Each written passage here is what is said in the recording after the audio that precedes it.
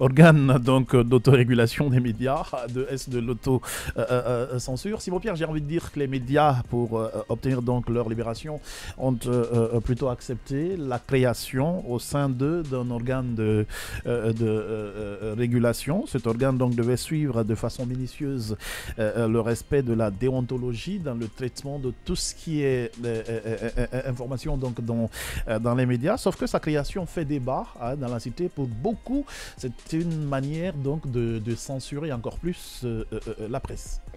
Bon, je veux d'abord retirer une expression, accepter. J'ai un problème avec accepter. Ah, d'accord. Parce que c'est les médias qui ont proposé. D'accord. C'est-à-dire, il y avait eu un entretien avec le PM où les responsables de médias avaient fait des propositions au PM parce qu'il avait dit faites-moi des propositions. On leur a demandé un mémo. Voilà, où vous allez bien affiner ça et nous, on va voir comment tenir compte. Aujourd'hui, je pense que l'autorégulation dans le monde de la presse aujourd'hui est assez primordiale. D'accord. On ne peut pas compter sur la HAC, on l'a dit plusieurs fois. Ce que j'ai dit, c'est que dans un premier temps, la HAC qui principalement avait pour attribution de jouer l'arbitre, s'est rallié du côté de l'État. On a vu les pluies de sanctions. Des pluies de sanctions. Même le décrochage, le motif invoqué, qu'on vous dise, c'est une question de sécurité nationale. Nous, dans les studios, on peut menacer la sécurité nationale sans que le ministère de l'administration du territoire ne fasse un communiqué, sans que le parquet général ne fasse un communiqué. Si c'est des messages subversifs, des messages qui incitent à la haine, mais on allait nous interpeller là-bas, on allait voir des communiqués tomber, le ministère de l'administration du territoire, mais aussi du côté du parquet général. Mais ça n'a pas été le cas. La HAC se fonde sur quoi pour nous dire, depuis quand la HAC a pour première vocation la sécurité nationale. C'est ce qui m'inquiète dans cette situation. Le ministère de la Défense, le ministère de la Sécurité, le parquet, le ministère de l'administration, tous ceux-ci n'ont pas fait de communiqué. Mais la HAC estime quand même que nous, on inquiète la sécurité nationale. Voici le motif qui nous a décroché du bouquet Canal+. Tout bonnement, comme si la HAC avait dans ses attributions de surveiller. Avec le temps, on a compris que cela n'était qu'un argument. C'est justement un argument qu'on aurait d'ailleurs fait dire voilà, ça s'est balayé. Voilà, c'est pourquoi j'ai dit que... Mais là où je te rejoins, c'est que c'est vraiment une évidence aujourd'hui, c'est qu'on est en train de vraiment partir vers la récusation de la HAC. On n'est pas en train de l'accepter parce que nous ne comprenons pas. C'est la HAC même qui a voulu qu'on en arrive à ce point. Aujourd'hui, tout le monde est découragé. Quand tu parles HAC, ça énerve même le citoyen lambda dans le quartier. Il te dit HAC, c'est pas eux qui vous ont décroché. Donc ça ne passe pas dans la conception des gens.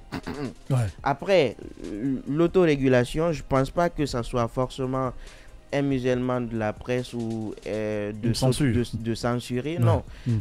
En réalité, il y a des contenus qui ne peuvent pas et ne doivent pas passer. D'accord. Donc, à l'interne, je pense que je ne connais pas comment ça sera structuré. S'il y aura, ce qui est sûr, il y aura une assemblée générale. Est-ce qu'il y aura des directions ou des bureaux? On ne sait pas comment ça sera effectivement structuré, mais on espère que dans l'organigramme, qu'on puisse avoir plusieurs structures pour être en charge de mieux décentraliser et d'être mieux réceptif aux plaintes et de pouvoir proposer des solutions. Ailleurs, c'est ce qui se fait, il y a l'autorégulation. Je pense que si ce sont les pairs qui se réunissent, c'est facile, on est en famille. Parce que l'inquiétude, c'est qu'au niveau de la HAC, il y a l'État qui envoie des gens. C'est pas que des journalistes, des professionnels qui s'y retrouvent. Ce n'est pas faux. Il y a l'administration qui envoie des gens. Ce ne sont forcément pas que des journalistes à la HAC. Donc il y avait récemment dans l'entretien avec Pendessa où il avait dit que eux ils avaient commencé à combattre ça. Ils ont dit qu'il ne faut pas que l'État envoie des gens à la HAC parce que là son impartialité pourrait être remise en cause. C'est pas faux. Donc aujourd'hui au niveau de l'autorégulation, on espère quand même que ça ne sera pas des gens venus du gouvernement, que ça sera des journalistes, des professionnels qui vont se retrouver et il y aura un mode de désignation ou un mode d'élection.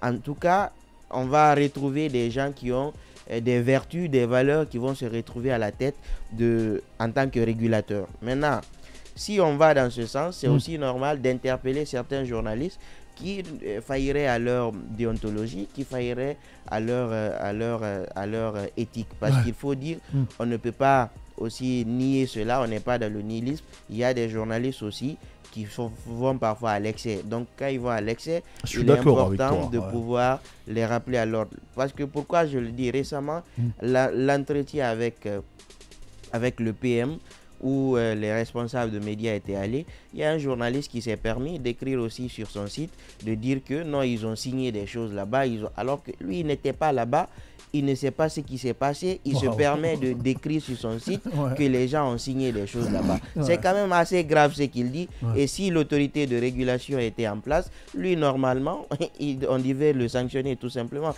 Quelqu'un d'autre est allé écrire que les médias ont accepté de supprimer tout ce qui est émission politique sur les antennes. Justement, alors que ce n'était pas le sujet à l'ordre du jour, ce n'était pas le débat à l'ordre du jour. Donc c'est vraiment inquiétant parce qu'il y a des gens qui se livrent vraiment à un boulevard, à un désordre. Ils pensent que c'est un hameau, tu peux faire ce que tu veux. Non, il y a des règles, il y a la déontologie, il y a l'éthique.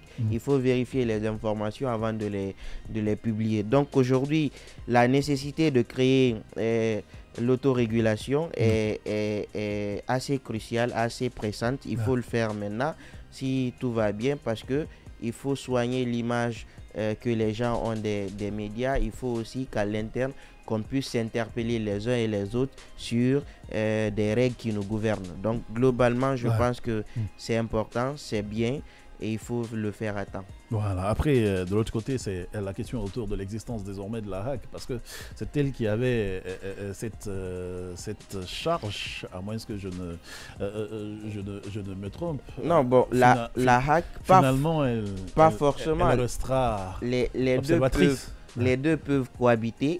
Il faut juste modifier. Si je vois des explications par-ci par-là sur. Il faut dans un premier temps modifier le texte organique de la HAC, c'est-à-dire le texte qui crée la HAC et fixe ses attributions.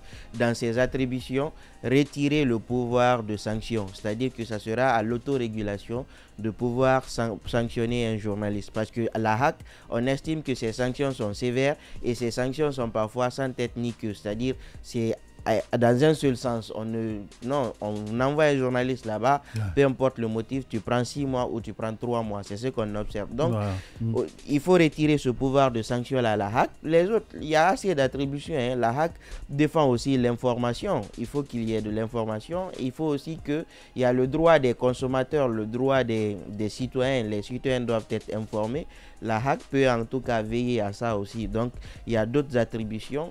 Lorsque vous prenez le texte, vous voyez les attributions, c'est beaucoup, c'est pas que le pouvoir de sanction. Donc la HAC peut conserver les autres, mais le pouvoir de sanction, qu'on attribue ça à l'autorité de régulation, qui va jouer le rôle d'un bon arbitre, sans aucune affinité, sans aucune partialité, donc de pouvoir justement permettre aux jeunes d'avoir confiance en l'institution et de pouvoir bien mener le travail et d'accepter les sanctions. Parce que le problème aujourd'hui, si on ne fait pas confiance à une institution, il est difficile d'accepter ses décisions ou ses résolutions. En effet. Donc aujourd'hui, la HAC, on ne peut pas forcément la supprimer. Elle peut rester, elle peut continuer à garder ses autres attributions. Mais nous, le plus important, que la HAC ne nous sanctionne plus. C'est que la presse soit libre de dire ce qu'elle veut, surtout quand c'est en lien direct avec le respect de la déontologie.